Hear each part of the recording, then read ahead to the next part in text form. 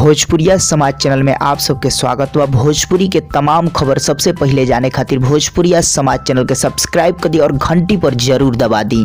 जय भोजपुरिया समाज। जी हाँ भैया, अभी आप सबके बीच हम लेके आए बनी भोजपुरी के पावर स्टार पवन सिंह के जौन गाना बाटे भैया हिंदी बॉलीवुड होली सॉन्ग बबुनी तेरे रंग में गाना। जी हाँ भैया, जौन की वीडियो सॉन्ग कल आवेला बा, आप सबके पता बा कि 15 मार्च के फुल वीडियो सॉन्ग आवेला बा। जौन गाना के टीजर जौन की 2 दिन पहले के आ चुकल बा, जौन की 12 मार्च के रिलीज भइल है और पूरा तरह से धूम मचा दिल बा। जी हाँ भैया, कल से उ गाना के टीजर पूरा तरह से ट्रेंडिंग में चल रहा बा। जी हाँ भैया, आप सबके बता दी पब्लिक गाना के बहुत ही ज्यादा इंतजार कर रहा बा। जन्म पवन सिंह और त्रिधा चौधरी के जोड़ी बतौर नजर आई। जौन गाना के लिखले बने डॉक्टर सागर, गाना में म्यूजिक दल बने जौन की सलीम सुलेमान। और आप सबके खास तौर पे बता दी ई गाना कौना चैनल के माध्यम से रिलीज हुई, तो चैनल के नाम बस सलीम सुलेमान यूट्यूब चैनल। जी भैया, सलीम सुलेमान यूट्यूब चैनल, जौना चैनल के माध्यम से ये गाना के टीजर आ चुकल बा। जी हाँ भैया, तो कल आप सबके बीच आ रहा बा पवन सिंह के बवाल हिंदी होली वीडियो सॉन्ग जौन की 11 बजे। जी हाँ भैया, कल दोपहर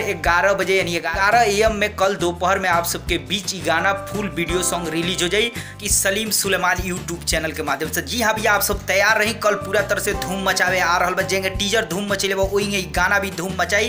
तो जी हाँ भैया, तैयार रही, कल आप सबके बीच 11 बजे 15 तारीख के कल 11 बजे आ रहा बा। जौन की सारा कुछ हम आप सबके बता देनी, आप सबके रिपोर्ट कैसा लगल और आप सब बताई भैया टीजर ट्रेंडिंग में चल रहा बा, आप सब का कहल चाहते जरूर कमेंट बॉक्स में आप राय दी। चलते चलते वीडियो के लाइक करी, ज़्यादा से ज़्यादा वीडियो को दबा के शेयर करी। फिर से आए हम बहुत जल्द एक नया और बेहतरीन वीडियो के साथ।